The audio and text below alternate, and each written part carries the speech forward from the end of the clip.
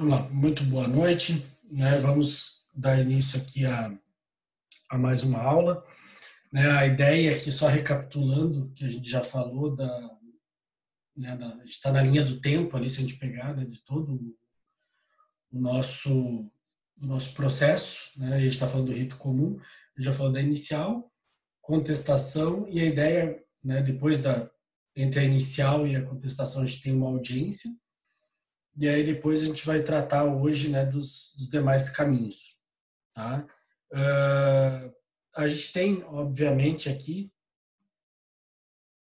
em relação ao processo, é fundamental também finalizar, ou pelo menos entender o nexo da contestação com os próximos passos. Então, por isso que eu vou compartilhar aqui, né, a tela com vocês, até para vocês ficarem mais acompanhando melhor a matéria do que ficar só falando na tela para vocês. Vamos lá. O que a gente falou na aula passada? Né? A gente teve aqui a parte de contestação e tudo mais, e eu expliquei qual é a estrutura da contestação. Nós vamos pegar agora a peça processual na sequência para finalizar depois a contestação. Só para relembrar rapidinho, a gente tem dentro da contestação preliminares processuais, vocês já viram que são falhas processuais, né, que você levanta na defesa. Okay? Prejudiciais de mérito, que são a decadência e a prescrição, né, e o próprio mérito. Nós falamos de cada uma delas, vamos falar na petição depois como é que funciona, tá? Mas elas ficam como capítulos da tua defesa, né? Primeiro, segundo, terceiro, você vai fazer. Quanto ao mérito, a gente estava, né, chegou a falar sobre ele, né? Ele tem qual é o objetivo do parte de mérito? Como eu falei, refutar os pedidos, né? A defesa material afetando o resultado do processo, né? Pode-se dizer que as primeiras ali, a parte de preliminares e prejudicial de mérito, elas têm relação, e a ideia é que seja essa, né, com falhas processuais. Simplesmente são problemas de processo. Tá? Mas em relação ao mérito da causa, o direito material que está sendo postulado, aí sim a gente entra na questão de defesa de mérito. Tá? Então, esse é a grande, vamos dizer, dificuldade de alguns alunos de diferenciar. E vai ter uma questão na prova que eu vou cobrar isso, para você dizer se aquela matéria, né, que o juiz definiu ou que está sendo debatida, se ela deve ser arguida em preliminar, processual, prejudicial de mérito ou mérito. Certo? Falamos também da reconvenção, estou recapitulando. Reconvenção, lembra que é quando o réu tem algo a postular contra o autor. Professor, como é que funciona? Né? Eu até poderia pegar e mover uma ação. O réu pode mover uma ação que vai ficar apensada àquela principal, aquela que ele foi réu e contestou. Só que não tem sentido, por isso que o CPC diz, uma questão de economia processual, né, de celeridade, na própria contestação, na própria defesa, o réu faz um capítulo específico, abre um tópico específico chamado reconvenção, né? Quando o réu possui direito a ser tutelado em face do autor, como está aqui. Né? Ele amplia o processo, que aí, ao invés de ser só atacado, ele passa a atacar também. Tá? E aí a reconvenção, né, li para vocês os artigos, lembra que que tem que seguir todos os requisitos da reconvenção de uma petição inicial. Como assim, professor? Porque essa é a ideia, em vez de eu entrar com uma inicial nova, eu vou embutir uma petição inicial dentro da contestação. Eu chamo de reconvenção. Então, lembre-se disso, lembre-se de seguir numa reconvenção, se for seguir, né, o 319. Né, pode até anotar ali no 343, ali abaixo, lembrar, né, de seguir o 319. Você vai ter que seguir os mesmos requisitos, né, do que está pedindo, né, do que o 319 pede, que na reconvenção, por ser uma inicial dentro da contestação. Então você vai ter que dar valor da causa, tem que dizer as provas que você quer produzir na reconvenção, que muitas vezes é diferente do que tem na contestação. Tá? Tudo isso você vai ter que seguir, né, para poder fazer uma boa reconvenção. Tá? E por fim, aqui eu alertei vocês que não pode ter reconvenção da reconvenção, que alguns alunos até perguntam. Mas eu posso pegar uma a partir do momento que eu sou autor e eu vi que na contestação tem uma reconvenção, ou seja, eu tenho que contestar a reconvenção. Eu posso fazer a reconvenção da reconvenção? Não. É óbvio que não.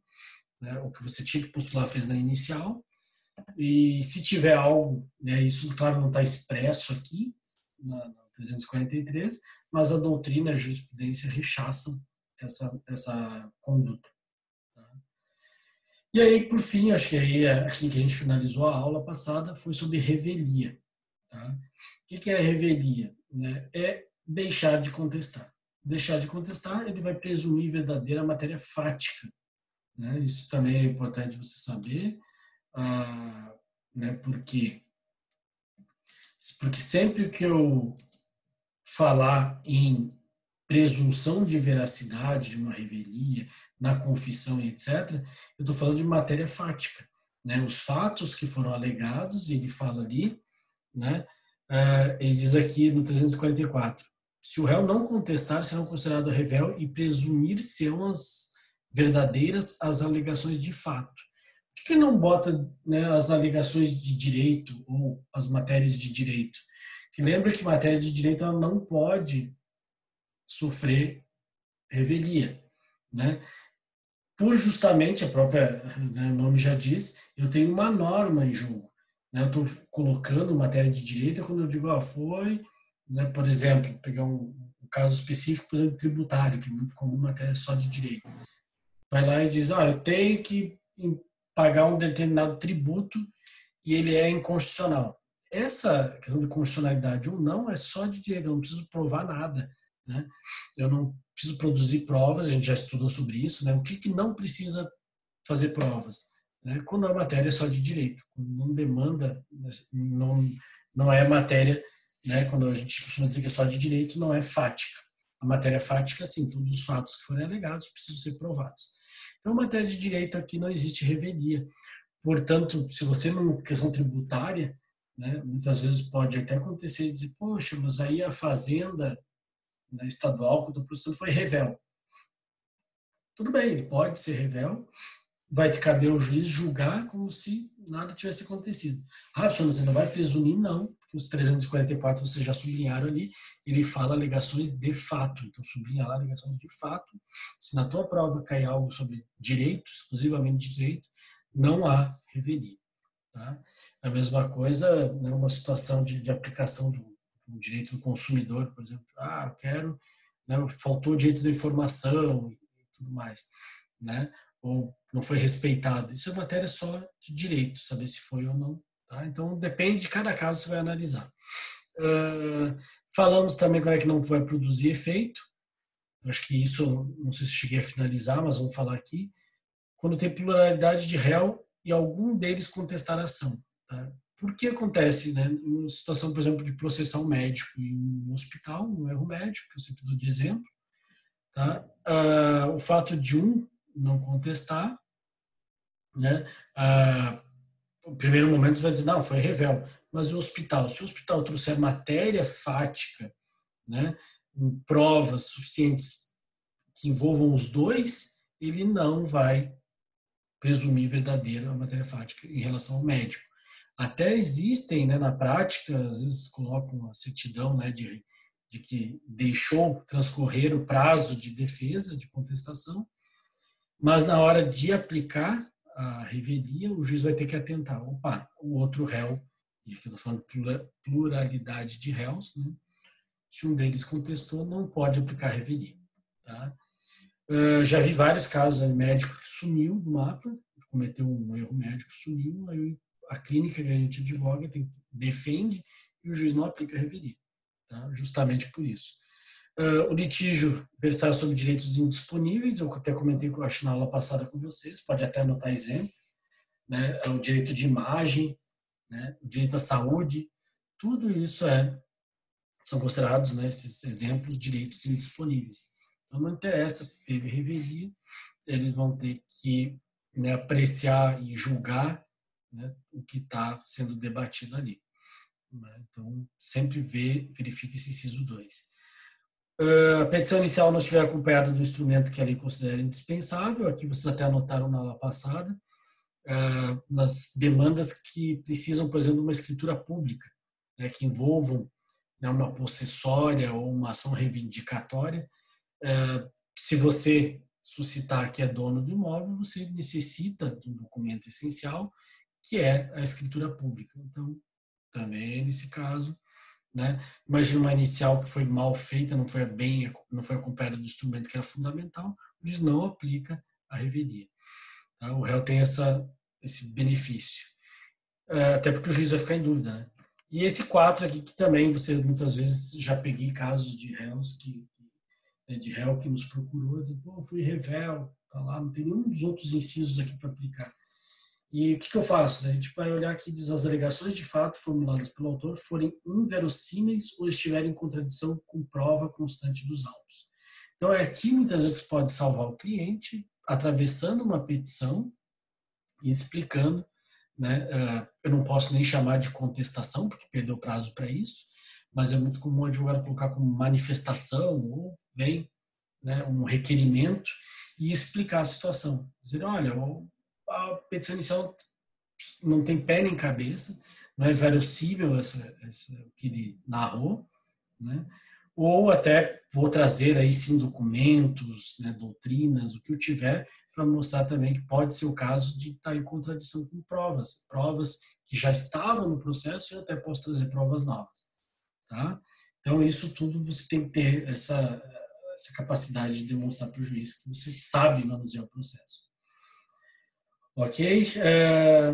Vamos pegar aqui, eu coloquei que geralmente, né, botei um alerta que a revelia vai acarretar o julgamento antecipado do processo, a gente já vai ver na sequência isso, mas primeiro a gente vai ver a peça processual. Como assim, professor? Né? O fato de, por exemplo, se ele presumir, se for caso, não tiver nas exceções do 345, ele tiver condições de já julgar o feito, né? Ou seja, de já aplicar uma presunção de veracidade fática, tá? Por exemplo, vou dar o caso mais clássico, eu entro com uma ação para cobrar, uma ação condenatória, diz, ele me deve, está lá no papel, ele colocou que pegou emprestado um dinheiro, não me pagou. Entro com o processo, uma ação condenatória, e o juiz vai lá, cita, né, para contestar, e não contesta. O juiz já pode julgar na sequência. Né? Vou ter aqui o 355. O juiz julgará antecipadamente o pedido por fim de sentença com resolução de mérito, ou seja, vai dar razão para o autor. Né? Inciso 2. O réu for revel, ocorrer o efeito previsto no artigo 344 e não houver requerimento de prova na forma 349. Então, o que ele está dizendo ali é que matéria fática, né? Primeira coisa, matéria fática, e não contestou, revelia, ele pode, nesse meu exemplo ali da cobrança, já prolatar uma sentença dizendo condeno o réu a pagar X reais que deve para o autor, porque ele não contestou, né? Não levantou preliminares, prejudicial de mérito, né?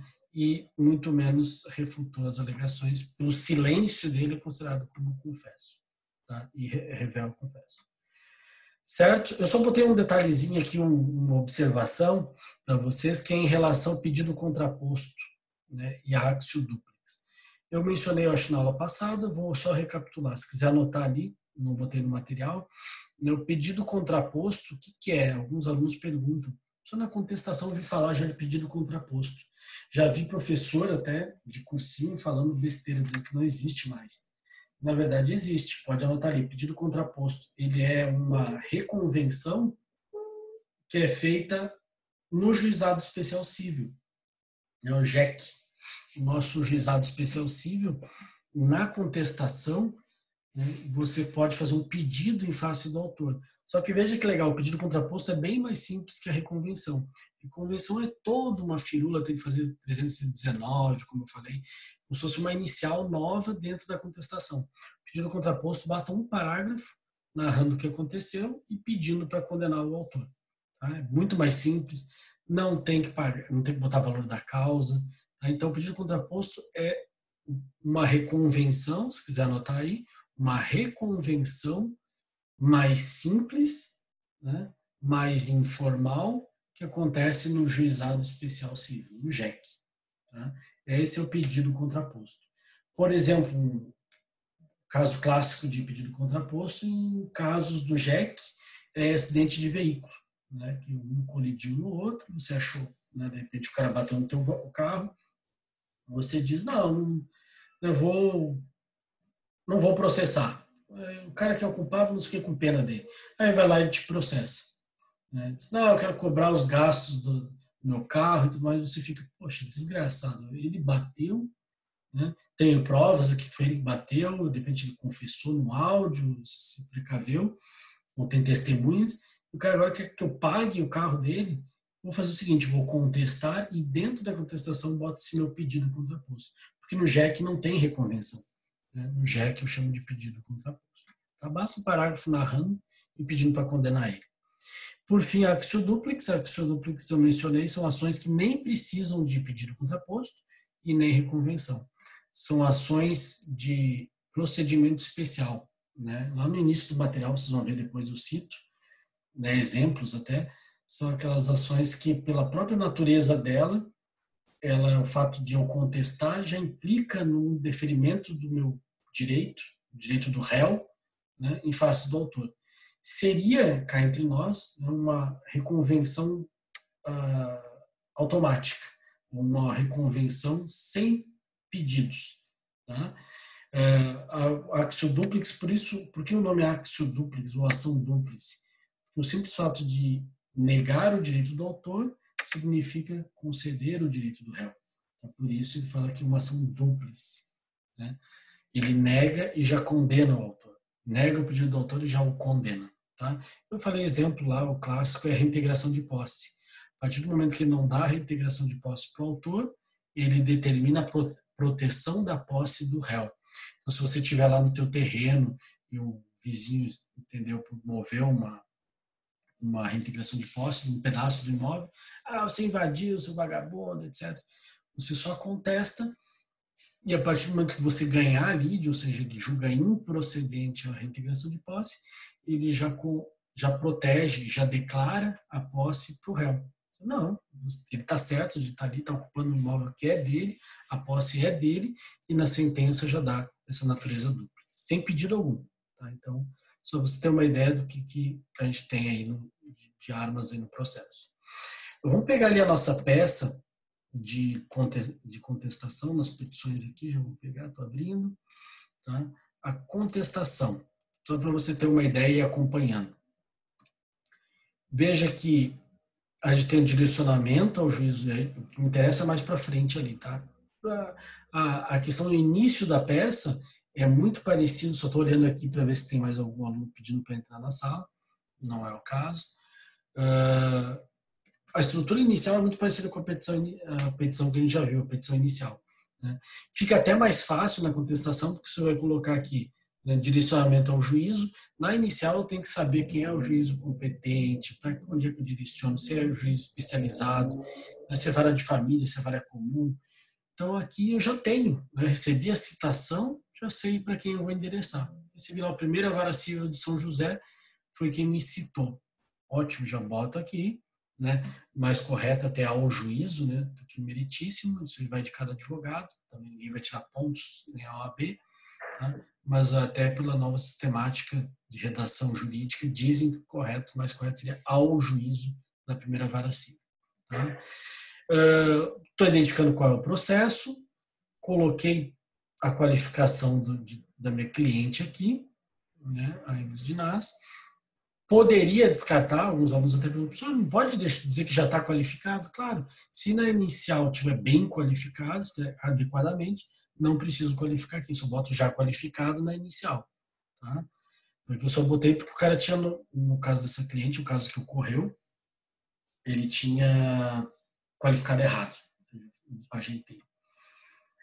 Nos autos dos embargos de terceiro, já digo qual é a ação que ela é, né, nesse caso, é requerida. Opostos por Manuel Ademir dos Santos, que é o autor desse embargo de terceiro. Né? Vem para o seu advogado, né, com fundamento do 679 e 335 seguintes do CPC, apresentar contestação. Veja que aqui eu estou fazendo é explicar, né, detalhar para o juiz qual é a peça. Tá? Se tivesse reconvenção, essa peça não tem, o que você faria? Apresentar contestação e reconvenção. Tá? O mais correto, eu não posso deixar assim lá embaixo fazer reconvenção? Até pode, mas os manuais de redação de peça jurídica, no NPJ também, vai ser bom você fazer, é sempre colocar as duas pretensões, porque são consideradas duas formas de resposta. Né? Uma é a contestação, a outra é a reconvenção. Então, botaria aqui apresentar contestação e reconvenção nos seguintes termos. Tá? Eu não gosto de ficar mencionando aqui, alguns advogados falam, né, em latim, vem, uti instrumento, ab initio, né, data máxima venia, isso não precisa mais, tá? Isso não se usa mais.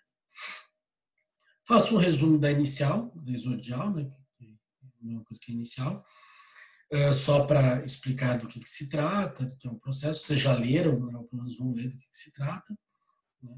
Houve, só para você ter uma ideia, né, houve uma penhora do imóvel, a minha cliente estava executando, né, a esposa do Manuel, penhorou o imóvel dela e o Manuel veio dizer, não, opa, quero salvar minha parte. E aí esse embargo terceiro que ele entrou é justamente para salvar a metade que cabe a ele do imóvel. Tá? E aí eu fui contestado, disse, não é bem seu, né, esse imóvel e tudo mais. Então aqui tem toda uma narrativa, eu vou resumir o que é. E o que interessa para vocês agora aqui situar, até para, né, ficar mais fácil de entender do que a gente está falando, é aquela preliminar. Como é que eu redijo? Que na verdade, é a dúvida de muitos alunos. Né? Sobre qual é a ordem? A regra, não existe nada fixo no código, a regra é, resume o caso, até por uma questão, né, de elegância para o magistrado, de você poupar tempo dele, dizendo do que se trata. Aí você pula já para as preliminares. Lembra que a primeira coisa que eu vou arguir em termos de defesa, tá, são as preliminares processuais. Aqui eu já menciono primeira preliminar, ou seja, tem mais pela frente. Então, se eu botar aqui primeira preliminar, impugnação à gratuidade da justiça. Optei. Se eu tenho uma ordem para seguir, eu tenho que seguir lá o 337 do CPC. O 337 tem aquele rol, né, de preliminares. Né? Não tem. Tá? Vai de cada um colocar ali, dentre aquelas que estão enumeradas. Eu peguei uma das últimas e coloquei aqui em primeiro. Achei mais interessante primeiro, pedir deferimento. Eu narro aqui que o cara é engenheiro, que tem localizei um outro imóvel dele, né, com uma metragem grande que ele estava usucapindo. Então, não tem condições de dar gratuidade para essa pessoa. Não exibiu, né, nem, embora ele tenha alegado que não tinha condições, era autônomo, né, eu entendi que ele nem apresentou imposto de renda, então não é o caso de dizer que ele tem direito à gratuidade. Até porque o CPC fala, deixa eu tomar uma água aqui, o CPC fala da... Peraí que eu tenho aqui, eu acho que pessoas chat. Deixa eu só ver o que vocês estão questionando. Tá lá já no Eva, Rafael. Tá no Eva. Se você olhar lá, posso até abrir aqui para vocês compartilhar aqui a tela. Você já localizou? Ah, tá. Não tinha olhado lá, né? Tá lá. Tá. Ah, tá. O Lúcio já respondeu ali também. Opa, obrigado, Lúcio. Então, ali só para. Voltando, então, vamos pegar aqui. Da peça. Tá, então eu entendi que até porque o CPC fala, né, que no caso da gratuidade, mesmo assim, se tiver um pouco de capacidade, ele pode parcelar as custas, etc. Então, eu tenho esse entendimento, que muita gente também tem, alguns magistrados têm, e advogados, de não, né, parar um pouco esse negócio de gratuidade para todo mundo. Né? Tem que ver se tem realmente condições, até porque o judiciário é caro e precisa custear. Pô, o cara pode viajar, a gente pega no Facebook, o cara viajando um monte, tudo mais, não pode pagar R$ 100 de custas, 500.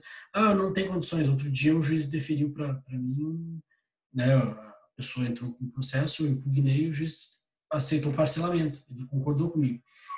Eu acho, fiquei na dúvida, mas eu acho que não é né, pobre na acepção da lei, né, hipossuficiente, ele tem condições de pelo menos parcelar, então. E ele parcelou honorários periciais, custas, etc. Vamos continuar aqui. Segunda preliminar. Então, primeiro eu levanto a gratuidade da justiça, estou impugnando. Está lá no CPC, né? Se você quiser lembrar aqui, 337. Opa, aqui, 337. Da gratuidade da justiça está no inciso 13, né? Que eu estou mostrando para vocês. Opa, aqui está uma preliminar. Voltando ali, segunda preliminar, inépcia da inicial por falta de documento essencial para a propositura da ação. Então, também é uma preliminar que está prevista, né? A gente já viu. Está aqui, né? Incumbe ao réu antes de discutir o mérito alegável. Vocês já notaram ali. Isso é uma preliminar. Está aqui, inépcia, inciso 4, inépcia da petição inicial. Ótimo. Vamos lá. Eu explico, né, que ele fez toda uma narrativa, mas não juntou o que precisava juntar. Tá? A questão do proveito econômico, etc. Não vou ficar lendo a peça, que senão vocês vão também perder muito tempo. Certo? Então, isso eu já estou pedindo aqui. E agora, veja, eu já pulo para o mérito, sobre o mérito. Tá? Então, se fosse o caso, você poderia até anotar aqui, se tivesse uma prejudicial de mérito, eu colocaria aqui. Antes né, logo depois das preliminares e antes do mérito, da defesa de mérito, que eu estou atacando, né, a questão, a matéria, né, que ele está, o direito que a matéria que ele está levantando, né, eu ataco no mérito.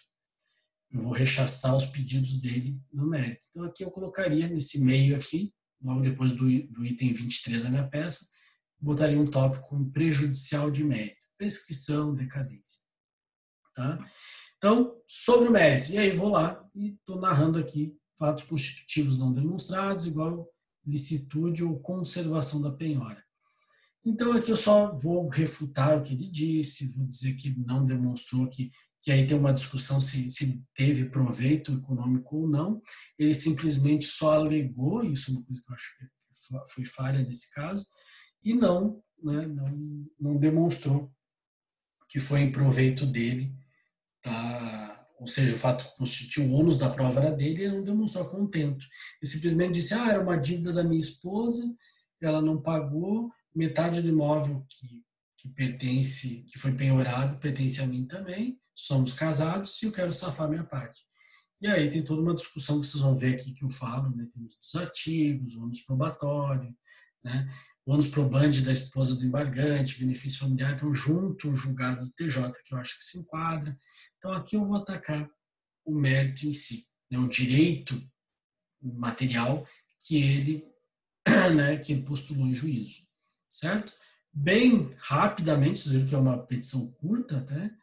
Não botar doutrina, né? Uma coisa que eu chamo a atenção para vocês vão estar no NPJ em seguida, né? Eu costumo falar sempre em sala de aula, não encham de doutrina, não tem porquê, matérias que já são conhecidas do juiz, ele não vai ler.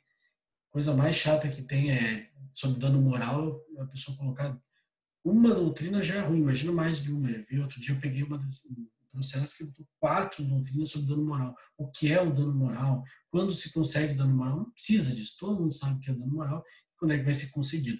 Ainda mais o juiz. Tudo bem, se estivesse ensinando dano moral, é uma coisa, mas ali, né, quem vai analisar é o juiz e não vai nem ler. Né? Isso, todo mundo sabe, o Lúcio que trabalha na justiça sabe, né, muito bem, quando pega tipo de processo, a gente já passa, já folheia, um monte de jurisprudência, um monte de doutrina.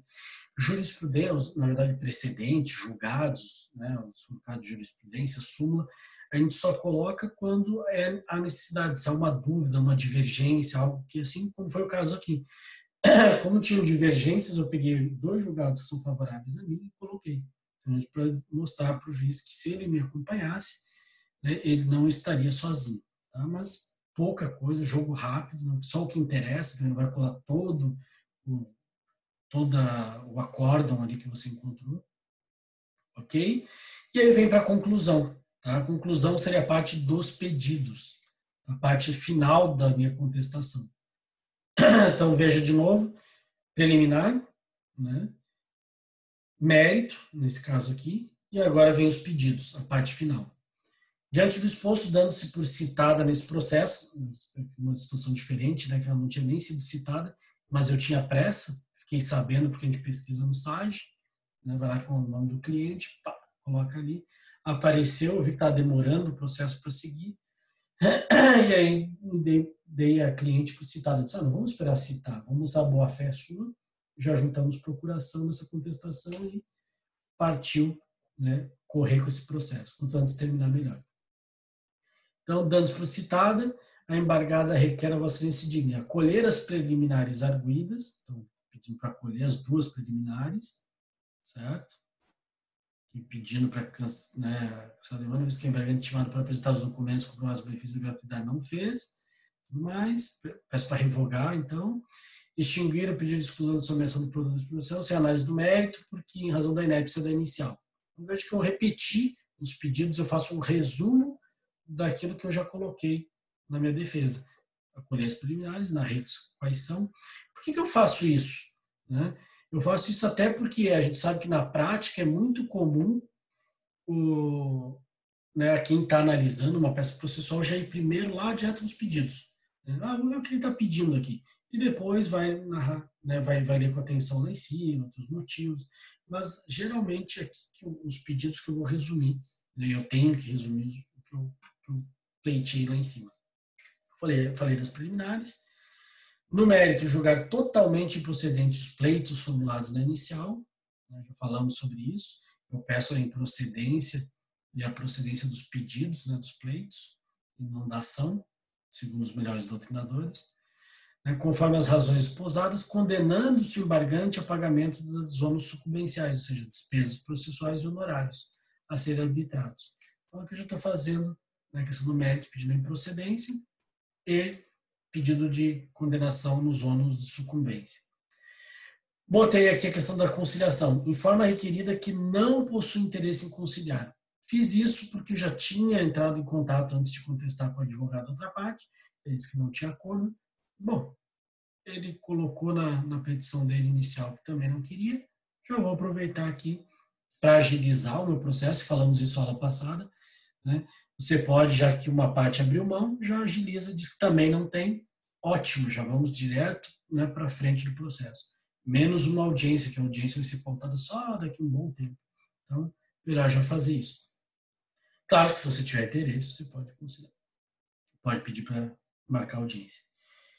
E, por fim, indiquei, né, o endereço do advogado, né, em nome e endereço do advogado para intimações, o que é obrigatório na inicial e obrigatório na contestação. Então, anotem ali também nos artigos que tratam do teu vadimécum, do teu material.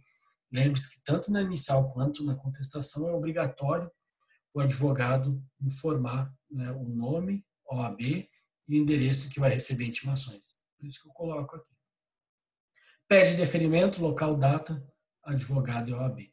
Então veja que é uma peça que não é das mais complexas. O que é difícil? Por que quando as pessoas na OAB têm medo de uma contestação? Porque certamente, e também se cair, né, alguns alunos falam para mim, professor, tomara que caia contestação lá no seu trabalho do final do semestre. Por quê? Porque pensa, é muito fácil, é só pegar o que já está dito pelo autor e contestar, refutar. Pegar os argumentos que geralmente a OAB dá, etc. Só que qual é o grande problema, o grande, né, que você tem que ficar atento, a atenção tem que ter redobrada.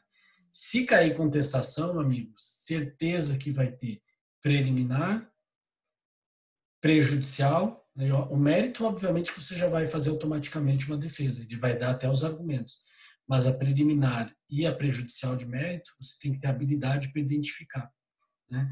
Por exemplo, prejudicial, uma dica, prejudicial de mérito, prescrição e decadência, quase sempre a dica é verificar datas. Quando começa a botar muitas datas, onde é que aconteceu, o fato aconteceu tal data, ele procurou em tal data, provavelmente ele está querendo que você pesque aí, questão de datas, uma prescrição. Né? Um ato ilícito, por exemplo, se for lá e bateu no veículo do outro, para pedir uma indenização por esse dano material da batida do veículo, tem 3 anos. Então, se ele começar a colocar dados, você tem que, aqui, passou 3 anos e 2 meses, está prescrito. Então, isso você pode, né, ter que ficar atento sempre na contestação. Também preliminares, né, a OAB gosta de pedir mais, 2 ou 3. Então, você vai ter que também ficar atento, ver se não está ali uma ilegitimidade. Tá? Então, só uma dica para vocês ficarem dentro da peça. Não sei se ficou alguma dúvida em relação à peça processual em si, a gente tem mais coisa para ver, mas se quiserem utilizar aqui o chat para perguntar, ou posso abrir também o microfone para quiser se achar melhor, já pode me indagar agora, tá? Porque vocês perdem o time, né? Enquanto eu abro a próxima matéria, pode já indagar aí. Se tiver tudo certo, a gente prossegue. Tudo certo? Então tá. Vamos pegar aqui, então, próxima aula. Tá? A gente está seguindo, e aí eu vou voltar só aqui para a gente está com a nossa imagem. A gente já viu, então, né, a parte de petição inicial, audiência de conciliação e mediação, contestação. Já vimos até a peça de contestação, como é que se faz. Próximo passo no processo. Vamos lá. Né? Detalhes, tá? Que eu botei aqui, eu acho que 2 detalhes para vocês em relação ainda à contestação. Alegação de ilegitimidade passiva. Isso é uma dúvida que às vezes os alunos me passam e têm, né? Até advogado fica naquela dúvida tremenda. Outro dia eu atendi um médico que se formou em direito, né? Ainda brinquei com ele, não pode servir a 2 senhores, hein? Você não vai ser nem bom médico, nem bom advogado. Os 2 têm que estudar bastante. Não fiz, tinha um período lá para estudar, ele quis fazer o direito para complementar, e por curiosidade ele sempre foi apaixonado. E aí ele estava, essa questão ele estava em dúvida, ele não lembrava como é que funcionava. Na contestação, um dos argumentos que a gente viu na nossa aula foi sobre, né, a ilegitimidade passiva. Lembra? Eu posso alegar, né, tem aqui, a gente vai ver, né, ausência de legitimidade, 337, inciso 11. Né? Ausência de legitimidade. O que ele está dizendo mais ali na frente? Né? Ele vai dizendo 338. Se o réu alegar na contestação ser parte ilegítima, é o famoso meu nome não é Manuel, eu não moro em Niterói, né? Tem um carioca adora esse ditado, ele diz que não foi ele que cometeu alguma coisa. Então ele fala aqui, não é parte legítima, ou seja, não está errada a legitimidade passiva.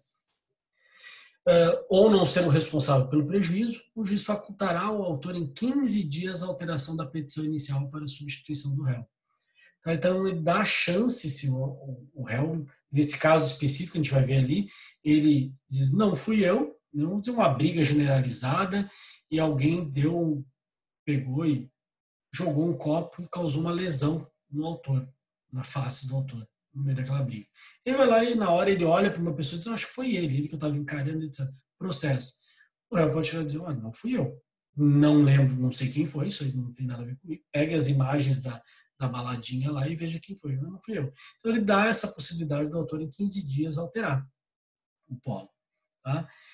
Fala aqui no parágrafo único, se realizada a substituição, o autor, porque fez errado, a gente tem que cuidar disso, a legitimidade, vai ter que pagar as custas e honorários do réu excluído. Certo? Isso é de praxe. Então sempre tem que cuidar muito bem quem você vai processar. Né? No NPJ, às vezes acontece, né, na dúvida, vou processar todo mundo porque a pessoa tem gratuidade na justiça, mas quando não tem, né, e está processualmente incorreto, você tem que delimitar quem é responsável ou não.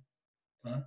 Outro dia teve um caso que processou uma clínica minha cliente, né, em que o cara só fez uma consulta lá e depois foi operado num hospital conhecido aqui da capital. E o dano foi na cirurgia do hospital. E ele botou todo mundo, botou o hospital, botou a clínica que ele teve consulta e o médico. Então, o que aconteceu? Respondeu para os honorários, agora foi excluído a clínica que é o meu cliente. Então, o advogado não respeitou esses artigos aqui. Então, muito cuidado. Tá? Aqui diz, quando alegar sua ilegitimidade, eu estou no 339, incumbe ao réu indicar o sujeito passivo. Então, aqui tá, primeiro ele considera que ele não sabia. Briga generalizada, eu não sabia quem era. Vamos dizer que essa briga generalizada eu sei. Foi um conhecido meu que é meio maluco e foi lá e disse, eu vou quebrar a cara dele, vou jogar um copo na cara. E aí, nesse caso específico, ele vai ter que indicar o sujeito passivo. Tá? Sempre que tiver conhecimento, sob pena de arcar com as despesas processuais, indenizar o autor pelos prejuízos da falta de indicação. Então, ele inverte o jogo. Ele diz, olha, quem é réu e se sabe, tem que apontar quem foi. Tá? E aí diz aqui que o autor, ao aceitar a indicação, em 15 dias alterará a petição inicial. No prazo de 15 dias, estou no parágrafo 2º, o autor pode optar por alterar a petição para incluir como disfuncional passivo o sujeito indicado. Ou seja, o que ele está dizendo aqui? Né? Vai ter que verificar essa situação. Se o réu indicou quem é, ele pode tanto excluir o réu, né, e botar quem ele indicou, ele vai ter que pagar, continua tendo que pagar as despesas do réu, né? Ou, aí pode acontecer também, ele pegar e dizer, não, eu vou botar os dois, quero incluir aquilo que ele indicou, vai junto, porque eu acho que nessa baladinha aí que eu estou dando exemplo, os dois jogaram copo, os dois foram responsáveis pelo dano, né? Um incentivou, etc., outro jogou, pode, no parágrafo 2º, incluir também. Tá? Então acabou servindo para o famoso X9, entregou o outro, ele quis botar os dois. Só que sempre, aí eu alerto vocês, sempre aqui nesse caso, o autor também vai estar incorrendo. E esse exemplo que eu dei para vocês da clínica, que é a minha cliente, eu indiquei que era só o hospital que deveria responder, né? E já estava ali qualificado e tudo mais, e poderia nem estar no processo, se fosse o caso também, poderia dizer, ó, é o hospital tal. E aí o autor teimou, nesse nosso caso, em manter a clínica. O processo no despacho saneador, que a gente vai ver hoje ainda, o despacho saneador, o juiz excluiu a clínica que é minha cliente e condenou o autor, dizendo, agora você vai pagar custas e honorários. Então ele sempre alerta que aquele que for responsável vai pagar. A única coisa que o 339 trouxe é, se você souber, tem que entregar. Tem que ser X9, porque senão você que vai responder por todo o tumulto que você causou. Tá? Então, só para alertar vocês, isso é na contestação, algo que muitos esquecem de fazer. Tá? Outro que eu botei um lembrete aqui no material também, que impedimento e suspeição, né? Se você for olhar aqui no próprio CPC, né? Essa parte 337, né? Não está previsto. Tá? Só fala em competência, em correção, blá, blá, blá, blá, blá. Tá? Então, o que acontece? Lembre-se que impedimento e suspeição estão no 146. E aí o impedimento e suspeição tem que ser feito em peça separada, não é na defesa. Porque diz aqui, no prazo de 15 dias a contar do conhecimento do fato, a parte alegará o impedimento ou suspeição em petição específica, dirigida ao juiz do processo. Tá? No qual indicará o fundamento da recusa, podendo instruí-la com documentos, etc. Então, o que ele faz? Ele está dizendo aqui que impedimento e suspeição, se você foi citado, diz, poxa, caiu lá com o juiz daquele nosso modelinho da contestação aqui, da primeira vara civil de São José, eu penso, poxa, senhora Ingrid, esse aqui é meu inimigo, já brigamos, já saímos vias de fato, etc., numa audiência, o que vai ter que fazer? Chegar ali nesse nosso caso e fazer uma petição separada.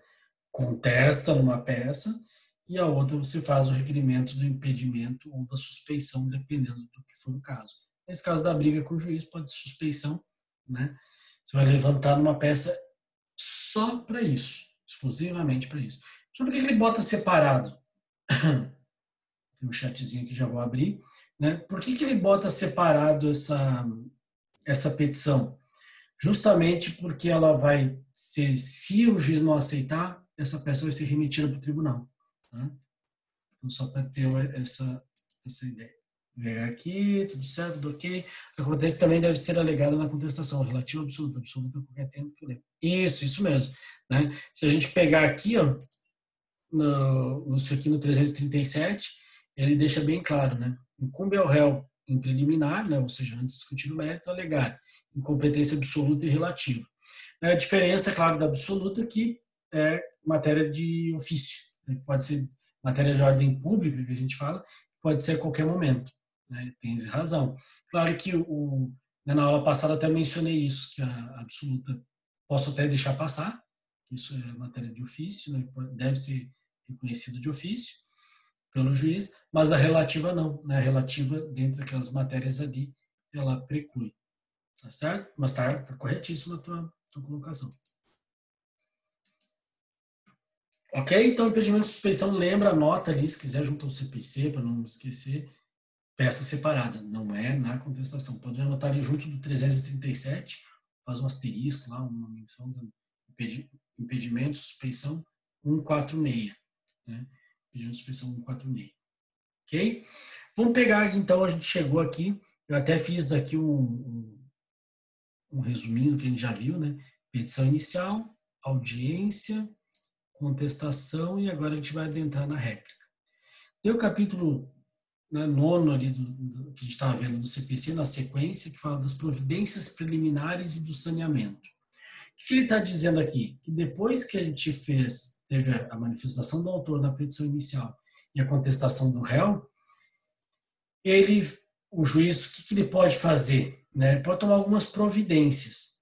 E aí diz aqui no 357, fim do prazo da contestação, o juiz tomará, conforme o caso, as providências preliminares. Quais são essas? Né? Primeira delas é abrir a réplica. Se você lembrar o nome réplica, né, você ouve muito debate político. Né? Depois o cara faz a pergunta, se manifesta, depois tem réplica, depois tem tréplica. No nosso caso aqui, o correto do CPC é ter réplica. Quase sempre tem. Vamos pegar aqui.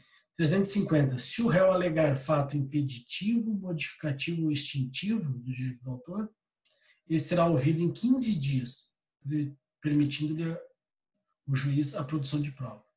Então, o que acontece? Né? Acabou o réu alegando um desses motivos, né? Impeditivo, modificativo ou extintivo, ele vai ter que ouvir o autor. Né? Isso acontece, né? A ideia geralmente é essa, quando se acontece, que você apresente um fato desse, e ele vai ser obrigado pelo princípio do contraditório, e obviamente que o réu vai apresentar documentos, né? Não só argumentações, mas especialmente documentos, ele vai abrir prazo e pode anotar aí no teu 350 isso no nome de réplica. Né? O autor será ouvido, isso é réplica. Chama de réplica, né? Na hora de nominar a tua peça, a gente chama de réplica. Ou para alguns, né, para alguns doutrinadores e até no sistema de alguns tribunais, eles botam ali manifestação à contestação. Não é na mesma. Réplica é uma manifestação à contestação.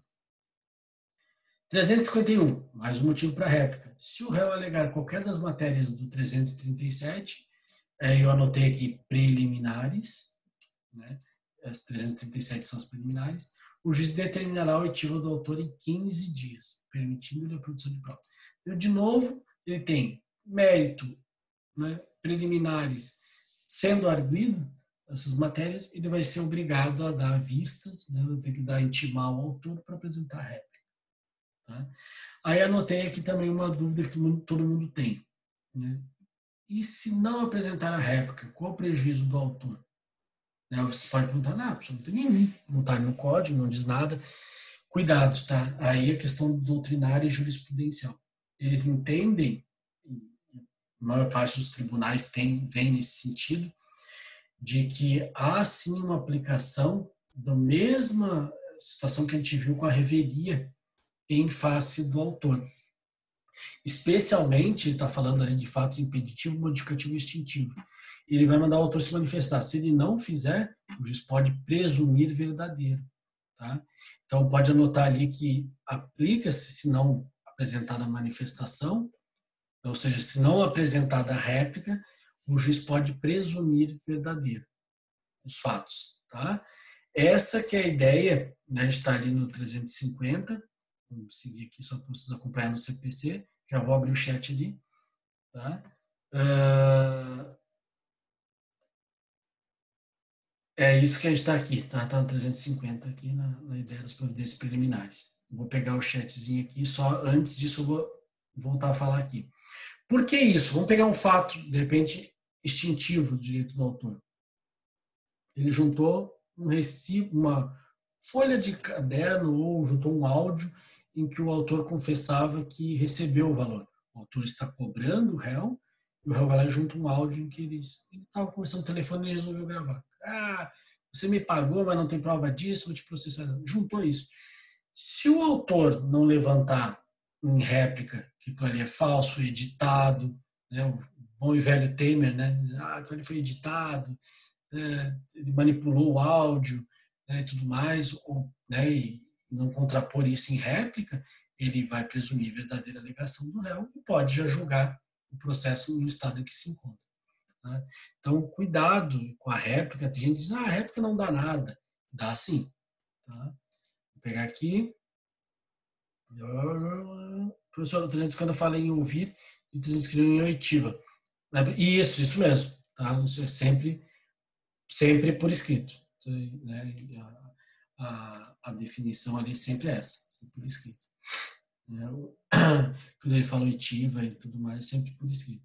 Né? Até porque, né, até poderia se dizer, mas e os casos em que ele faz isso em audiência, né? Acontece, por exemplo, no JEC, né? Ou na trabalhista, de apresentar contestação, e ter essa previsão de apresentar contestação, ele já passa muitas vezes a contestação, mostra a contestação na tela, para já apresentar a réplica ali, na hora. Tá? Verbalmente, depois bota na ata, na jornada. Mas isso não é o nosso caso aqui. Sempre boa pergunta, né? A gente tocado disso, mas a ideia é sempre, óbvio, por escrito. Tá, então anotou ali, observação 1, tem prejuízo sim, preliminares também, se você, dependendo da preliminar que vai arguir não se manifestar, já pode acolher. Tá? Embora preliminares, muitas delas, né, dependem, são matérias também de direito, e o juiz pode até chegar e dizer, não vou entender dessa maneira. Então, o segundo, por exemplo, o Cássio Scarpinella Bueno, ele diz que no entendimento dele a confissão na réplica, na verdade é feito uma revelia ao autor pela ausência de réplica, estaria mais no 350 e não no 351, que fala as preliminares. Tá?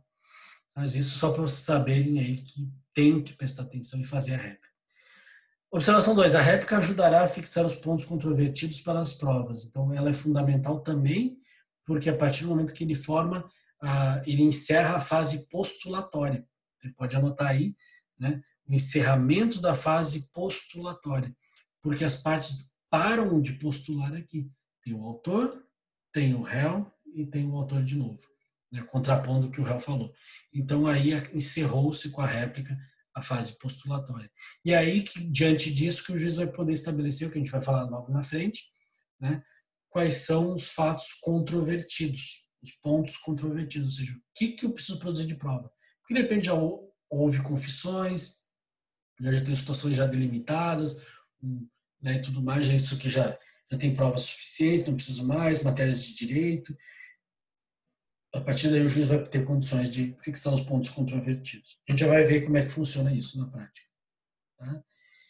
Cumpridas as providências, estão aqui no 353, preliminares, né, foi caso de réplica, ouviu, ou não haver necessidade delas, não há necessidade de réplica, o juiz proferirá julgamento conforme o estado do processo. Tá? Aí está aqui o julgamento chamado julgamento antecipado do processo. Como é que eu vou fazer?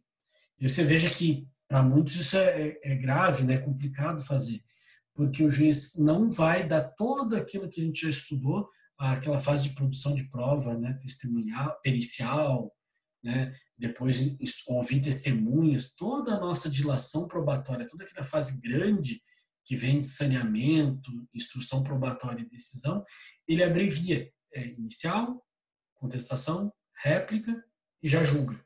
Né? Ou muitas vezes nem teve a contestação por causa da revelia. Isso está dizendo aqui, o juiz pode sim julgar antecipadamente o feito, julgar antecipadamente o processo. Em que casos? Ele vem aqui.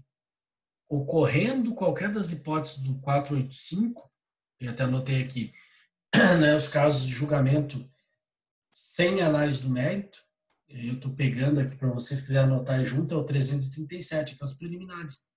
Né? Ocorrendo uma das hipóteses de levantamento de preliminares e o juiz entendendo por acolher, ele pode já julgar. Né? E 487, inciso 2 e 3, ou seja, com análise de mérito, o juiz proferirá a sentença.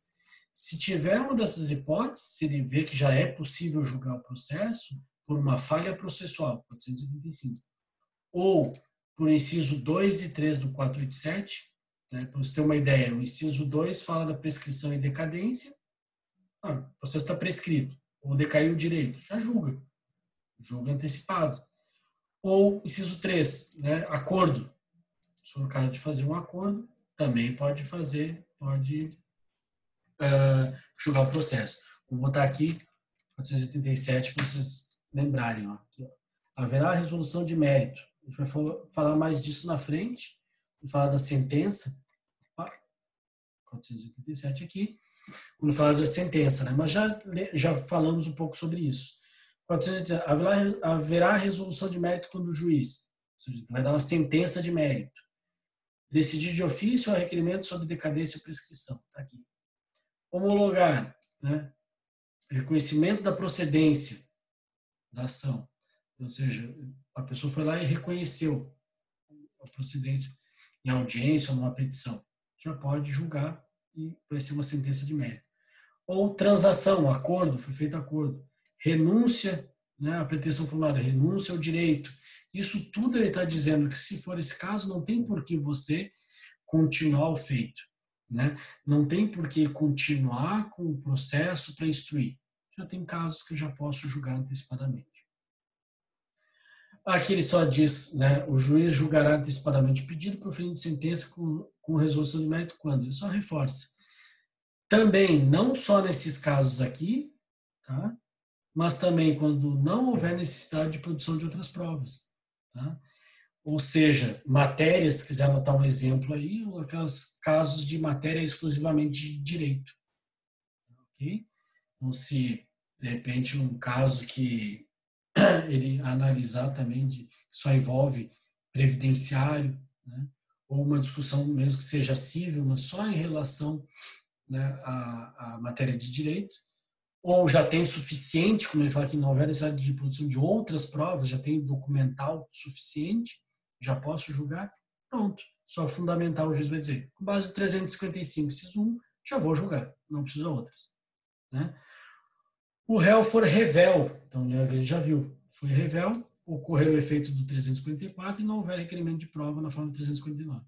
Ou seja, o juiz entender que a revelia, matéria só fática, né, e houve revelia, ele já pode também julgar antecipado o mérito. Certo? Então também é uma boa, né, vamos dizer, uma abreviação do processo, é ótimo para o autor, é tudo o que ele quer. E depois aqui na frente ele fala do julgamento antecipado parcial, que eu sublinhei aqui. Porque muitos alunos falam, professor, tem que esperar, vamos dizer que parte do processo já confessou, mas a outra parte ele vai discutir. Ele está teimando, o réu negou os fatos. Tem o fato A e o B. Né? Um ele confessou o A, mas o B ele refutou. Como é que fica isso? Ele já pode julgar antecipado parcial, ou seja, pegar só uma parte dos pedidos, né, que diz aqui, e já julgar. O juiz decidirá parcialmente o mérito quando um ou mais pedidos ou parcela deles mostrar-se incontroverso. Então, ou seja, como eu falei ali, o pedido A teve, o cara confessou. Né? É um caso daquela que eu falei antes ali, de uma briga, de um bar e tudo mais. Pode ser que o réu diga assim, não, fui eu que bati mesmo na cara dele, os danos materiais eu pago. O que ele teve de gasto com médico, medicamentos. Isso eu até aceito pagar. Mas o dano moral eu não aceito. Acho que não é caso. É um mero aborrecimento. Então aí, nesse caso, eu já poderia julgar parcialmente esse pedido de dano material. Né? Isso você já julga. 2. Estiver em condições de imediato julgamento nos termos do 355, que a gente falou aqui. Né? Casos em que, de repente, uma parte dos pedidos não demanda mais provas ou houve a revelia. Né? E ele pode chegar e dizer, opa, um dos pedidos eu aplico a revelia, o outro é só de direito, eu não vou aplicar agora. Dependendo, então, da situação. Ou mesmo fático, eu achei complicado, vou ter que instruir. Né? Caso que demanda uma perícia para ver a extensão dos danos. Né? Mas a outra parte do material que o bonitão ali disse que aceitava pagar, pronto. Então, isso tudo você vai ter que analisar e o juiz vai ver o que ele pode julgar desde já. Né?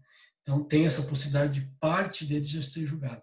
Aqui os parágrafos, depois vocês vão ler com mais calma, o que ele está dizendo aqui? Vocês não tiveram execução nem liquidação ainda, né, dos julgados. Mas você tem uma ideia, sempre que o juiz julgar, fizer um julgamento, né, você vai poder efetivar mais tarde, ou seja, executar aquela decisão. E aqui ele diz o seguinte, né, a parte poderá liquidar ou executar desde logo a obrigação reconhecida na decisão que julgar parcialmente o mérito, independentemente de caução, ainda que haja recurso contra essa essa interposto, né? Ou seja, o recurso, né, que foi interposto. Então, o que ele está dizendo aqui? Ele pegou um dos pedidos e já julgou, mas disse, ó, o processo vai continuar. Só que esse pedido aqui, do dano material, ali, o cara confessou e aceitou que controverso, esse eu já vou acolher. Ele está dizendo aqui, então, você que é o cara que foi afetado, já pode executar. Você já pode pegar aquele valor e cobrar dele, tá? E aí vai ser, depois vocês vão aprender que existe um cumprimento provisório, né, uma execução provisória e definitiva. Tá? Mas eu não vou quero também encher a cabeça de vocês com isso, mas só para você ter uma ideia. Olha que legal, se você tiver um dos pedidos, né, parcial ali reconhecido, você já pode executar, já pode cobrar da outra parte.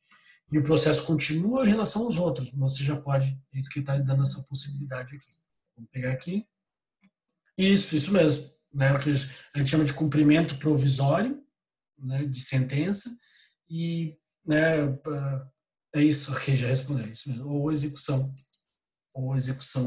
né, como antigamente, né, a gente falava de execução provisória, né, execução definitiva, e aí nesse caso especificamente seria uma execução ou chamado cumprimento de sentença provisória. E aí aqui fala depois, né, o recurso cabível, que é o agravo de instrumentos, vocês vão aprender semestre que vem. E ele só diz aqui que se tiver transitado em julgado, parágrafo 3º, né, se houver trânsito em julgado, ou seja, né, se nesse caso, o exemplo que eu dei, a parte de repente nem recorreu. Só, pô, dano material eu confessei, aí o juiz já deu esse dano material, vai continuar discutindo o dano moral. Não vou recorrer, não quis agravar de instrumento, não quis recorrer ao tribunal. Transitor julgado, a execução não vai ser provisória, ela vai ser definitiva. Ou seja, vocês vão aprender que a provisória eu posso penhorar bens, mas a regra é que eu já não posso, né, posso até vender bens, mas eu não posso pegar o dinheiro, porque ainda não é definitivo. Ainda não está certo que eu vou ganhar aquele valor, porque ainda está pendendo de recurso. Então não vai passar o dinheiro para mim, eu vou gastar tudo e depois não tem o que fazer. Então, a provisória ele toma uma cautela, ele só pega alguns bens, às vezes penhora e deixa ali para o futuro. Quando for definitivo, transitar em julgado, ele já cobra, já consegue passar o dinheiro para o autor. Então, aqui é isso que no parágrafo 3º ele alerta, se transitou em julgado, ou seja, é definitivo, que bom, você já pode até, inclusive, penhorar a conta e pegar o dinheiro. Tá certo? Vamos pegar aqui, tem acho manchete. Cabe recurso desse parcial, isso também estranho, pessoa um julgamento de mérito caberá grave. É isso, no semestre que vem, né, a gente vai ver que o CPC mudou. Antigamente era apelação. Eles pegavam essa decisão parcial e você fazia uma apelação. Né? Era estranho porque o processo continuava, você pegava uma apelação e mandava para o tribunal para julgar. Porque é uma sentença, né, e de sentença cabe apelação. Só que agora o novo CPC ele foi lá e disse o seguinte, lá no 2015, né, não lembro agora o inciso, se não me engano, o inciso 2, ele fala que o agravo de instrumento é cabível nas decisões interlocutórias de mérito. Ou seja, ele pega esses casos que ele entende que, como ela é no meio do processo e o processo continua, ela seria uma decisão interlocutória, mas de mérito. Uma figura bem esdrúxula. E aí, né, não chama de sentença, chama de decisão interlocutória de mérito. E aí ele manda formar um instrumento e seguir com o agravo de instrumento. Tá? Então, é esse entendimento do novo CPC no artigo 1015, já confirmo para ti aqui, é o 1015, inciso 2. 1015, isso aqui. Isso, 1015. Cabe agravo de instrumento contra as decisões interlocutórias que versarem sobre mérito do processo. Então, ele repete ali para a gente, tá? Que é o agravo de instrumento. Meio estranho, né? Mas é assim que o legislador quis fazer no novo código. Vamos lá, então, chegando para o final aqui já, não farão vossas excelências aqui com tanto conteúdo. Vamos aqui, depois do julgamento, vamos dizer que não foi caso, né, de julgamento antecipado total, pode até ter acontecido julgamento parcial, não sei, depende do caso. A gente vai para o saneamento e organização do processo. Então, veja, passo a passo que tem que seguir, e tudo é lógico. Primeiro, as partes postulam, a fase postulatória, elas falam nos autos. Encerrou isso, o juiz vai ver se já pode julgar o processo ou parte dele. Aí vamos ver qual é o caso. Pô, ainda tem que continuar. Tem ainda matéria que precisa de provas. Preciso ainda de mais provas. Preciso de prova oral, preciso de mais prova documental, preciso de prova pericial ou inspeção, aquelas que a gente já viu. Aí vem isso aqui, o chamado despacho saneador. Tá? As pessoas têm que tomar cuidado, que falar despacho saneador parece que é um despacho de mero expediente. Não é. É uma decisão interlocutória, das mais complexas, das mais pesadinhas, das que causam muitas vezes prejuízo. Então você tem que tomar cuidado. O nome despacho saneador engana. Tá? Só para alertar vocês. Diz aqui, não ocorrendo nenhuma das hipóteses desse capítulo, então, que a gente já falou acima, de julgamento já do processo, né, de poder julgar de uma vez, o que ele vai fazer? Deverá o juiz, em decisão de saneamento e de organização do processo. Então, pode até anotar ali do lado que o CPC é chamado despacho saneador. Tá? Resolver as questões processuais pendentes, se houver. O que é isso? Eu já anotei aqui para vocês no material. São as preliminares e a prejudicial de mérito. Tá? Ou seja, todas aquelas hipóteses do 337 ou, né, do caso de prescrição e decadência. De repente ficaram pendentes, ele não solucionou anteriormente, não entendeu naquele momento por fazê-lo, ele vai no despacho saneador resolver isso. Tá? Gratuidade da justiça, lembra-se aqui que ele vai decidir se defere ou não, se mantém ou não, tudo aquilo que a gente já viu. Ótimo. E aí quem está acostumado, quem assessora juiz, sabe disso. Na hora que você chega, né, já tem um maior conhecimento do direito, o juiz passa para você fazer o despacho saneador. Né? Ele pode ser feito, como a gente vai ver, em audiência, tem juízes que preferem audiência, já participam as partes, ou em gabinete. O CPC dá preferência para fazer em gabinete. E aí você chegou para estagiar com o juiz, ele pode dizer, Leonardo, vai lá e faz um despacho saneador. Você vai ter que fazer nessa ordem aqui, o teu despacho. Primeiro, ver se tem casos para extinguir o processo sem resolução do mérito, né, ou com, por prescrição de decadência. Não, eu já fiz o que tinha que fazer, dei uma limpada. O nome, né, saneador, saneamento, é limpar o processo, dar uma limpada nele. Está cheio de farpas ali, cheio de arestas. 2, delimitar as questões de fato sobre as quais recairá a atividade probatória, né, especificando os meios de prova. Então, aqui é aquele momento que ele vai ver, né, os pontos controvertidos. Né? Quais são os fatos que ainda demandam a prova, né, e o que precisa. É isso que o juiz vai fazer no despacho também. Tem juízes que até utilizam, né, fazem tópicos do despacho saneador, o tópico A ou 1 sobre questões processuais, o 2 sobre essa matéria controvertida e o que precisa provar. Então ele vai dizer, entendo que eu preciso, um erro médico, por exemplo. Ele vai lá discutindo que fez uma cirurgia e causou um mal para o autor. Ele vai lá e diz, não, eu acho que em relação ao tipo de dano que o cara ficou com sequelas, é incontroverso, não precisa prova. A grande questão é a extensão do dano. Quanto que isso acarreta de incapacidade para o autor? Aí ele vai dizer, a extensão do dano é um fato que deverá, né, ter provas. E meio de prova? Prova pericial. Né? Então, se a técnica da cirurgia foi utilizada foi adequada, não precisa de prova. Porque um diz que está certo, outro diz que está errado. O cara foi lá e abriu toda a barriga do sujeito. E poderia ter feito por vídeo. Então vai lá que também precisa meio de prova. A pericial que eu já falei. Ele falou também que uma enfermeira que presenciou a cirurgia disse que viu ele deixando o material lá dentro da minha barriga, etc. Isso aí pode ser feito tanto pela prova pericial, mas também pela oitiva dela, prova oral. Então veja que aqui ele vai especificar as provas. Tá? 3, distribuição do ônus probatório. Então depois ele diz o que tem que provar e quais as provas, e depois ele joga quem deverá provar, quem deverá ter o ônus da prova. Isso significa, muitas vezes, o quê? Né? Em relação ao fato A, é o autor, em relação ao fato B, o réu, inclusive a questão de pagamento, né, por exemplo, da perícia. A hora que ele distribui o ônus da prova, aquele que ele imputou o ônus da prova vai ter que pagar a perícia, certo? estiver indo muito rápido, não entenderam, vai, toca a ficha aí, só falar. Definir a distribuição do ônus, já falamos, delimitar as questões de direito relevantes para a decisão de mérito. Tá? Aqui, o que ele está fazendo? A gente não dá muita bola para isso, mas lá nos recursos para STJ, STF, isso aqui é muito importante. O juiz vai dizer quais são as questões de direito relevantes. Ou seja, primeiro ele está falando de fatos, de provas, e agora de direito. Ou seja, é a hora que você também vai chamar a atenção dele, talvez, nos embargos declaratórios, ou vai conversar sobre a audiência, dizer, excelência, é muito importante analisar pelo aspecto do direito consumidor. O juiz pode dizer, não acho que não aplica o direito consumidor. Né?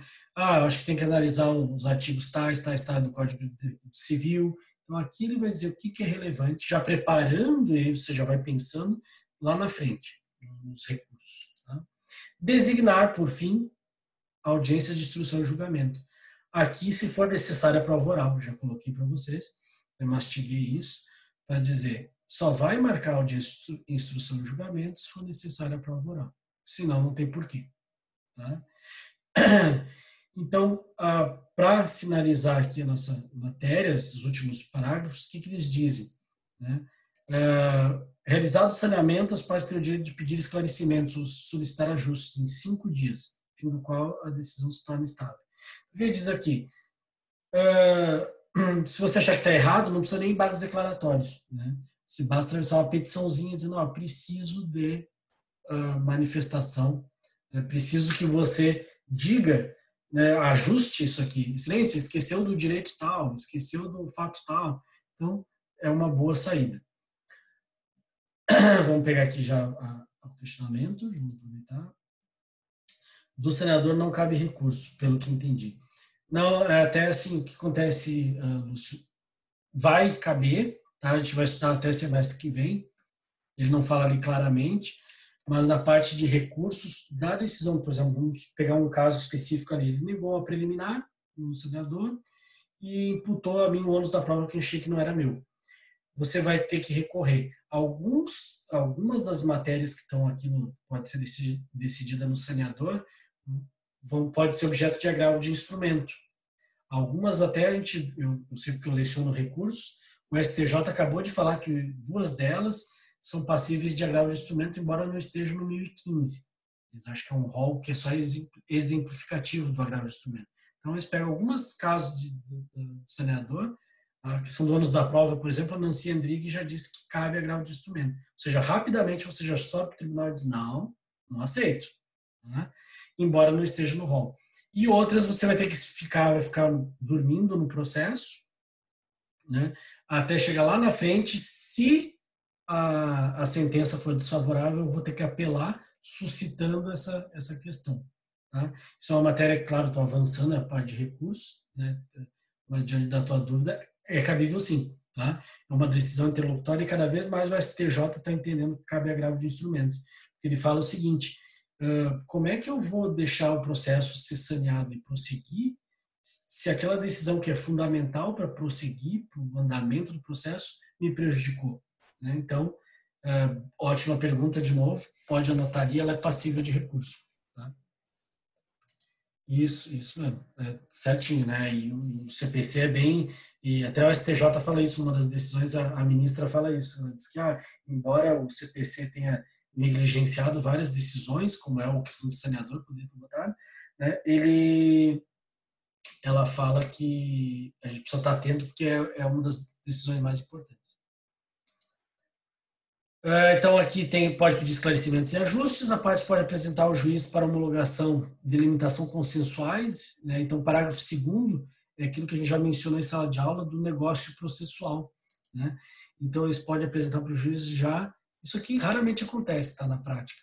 Mas é você já, as partes conversarem, depende dos advogados, se conhecem, se respeitam, são éticos. Pode chegar e dizer, olha, excelência, a gente já vai apresentar aqui para você, né, o que a gente entende já passível de, né, que ele fala que questão de fato e direito, que se refere o 2 e o 4, ou seja, né, dizer quais são os meios de prova que eles aceitam e tudo mais, e o que de direito eles acham relevante.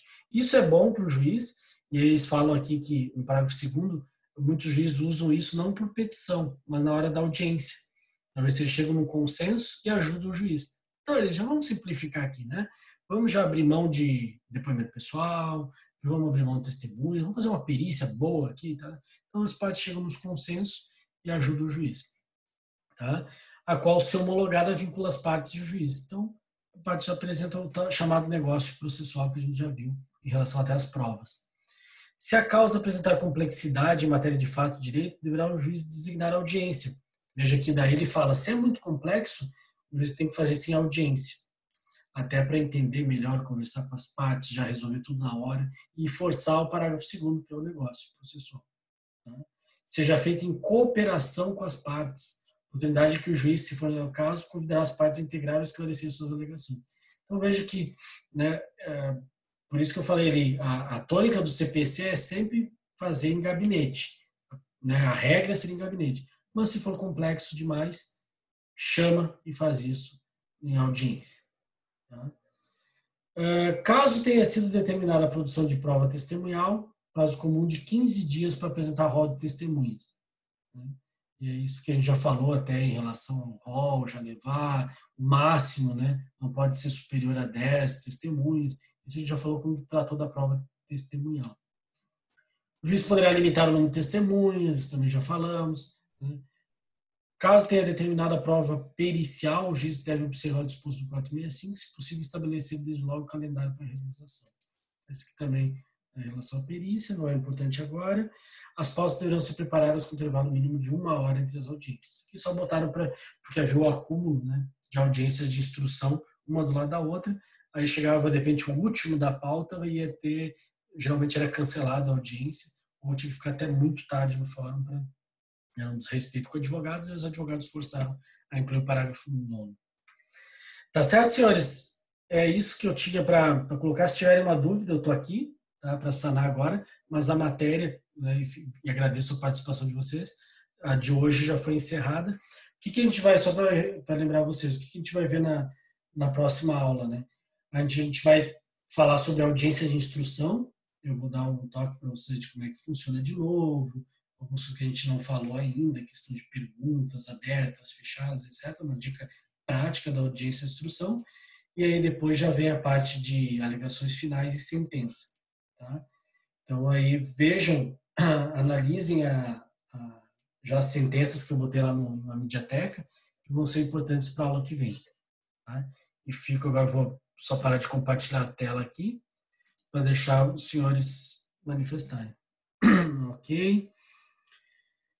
Valeu, Rafael, obrigadão. Eu só tenho assistido as aulas assim, tranquilo, se eu sei disso, né? Às vezes é difícil se organizar e tens, né, bebê aí e tudo mais, então tem que, né, tem a vida e filho, então a gente sabe que não é fácil. Mas que bom que vocês estão assistindo. Se tiverem dúvidas, tá? E venham, entre em contato, eu botei ali em contato para vocês o WhatsApp, né? Porque às vezes eu sei que é difícil mandar e-mail, né? Entrar aqui na aula online, fico chateado de botar no fórum. Então, manda um WhatsAppzinho. Teve alunos que mandaram um áudio ali, professor, eu estou estudando aqui a matéria, não entendi isso, tá bom? Então, eu estou à disposição de vocês aqui, o negócio é aprender. É isso, pena, né? Uma pena mesmo do Rafael, de que não, eu também não sou tão chegado em aula online. Claro que a gente está aprendendo a usar cada vez mais essas ferramentas, né? Mas a aula presencial é bem melhor, todo mundo participa, você consegue explicar, acho que melhor, né? Uma didática melhor, mas logo vai passar, né? A previsão acho que é junho aí. Sim, pode deixar que eu já vou ver sim. Tá? O pessoal que mandou, até aproveitando que vai ficar gravado, o pessoal que pediu ali, eu vou responder um por um. Eu respondi acho que 2 e ainda vou responder os demais ali sem problema. Se for o caso, a gente altera a questão de nota. Embora não tenha previsão dessa revisão, eu falo sempre, né? Eu sei, o Lúcio mencionou, a ideia é sempre aprender e se entender também. Eu nunca né, a gente sempre procura às vezes pedir uma reconsideração do juiz, né? E por que não vai reconsiderar se for o caso de ter sido injusto também com o aluno? Pode deixar, tá bom? Vou responder um por um de vocês, sim. Posso demorar um pouquinho, mas eu vou sim. Tá certo? Muito obrigado pela participação. E aí vamos ver essa questão da previsão, né? Ainda está no dia 1º de junho, estão dizendo que pode acontecer. Eu vi aqui em São Paulo, né, estão já fazendo, e parece que a Ânima, né, que está tomando frente da Unisul, que já tem, né, está sendo uma resolução do Conselho lá de Educação de São Paulo, e tem boas diretrizes aí para voltar com segurança. Vamos ver se der certo, a gente volta, né? Eu espero quanto antes. Tá bom? Muito obrigado, senhores, e fico à disposição. Muito obrigado pela participação aqui online. Abraço.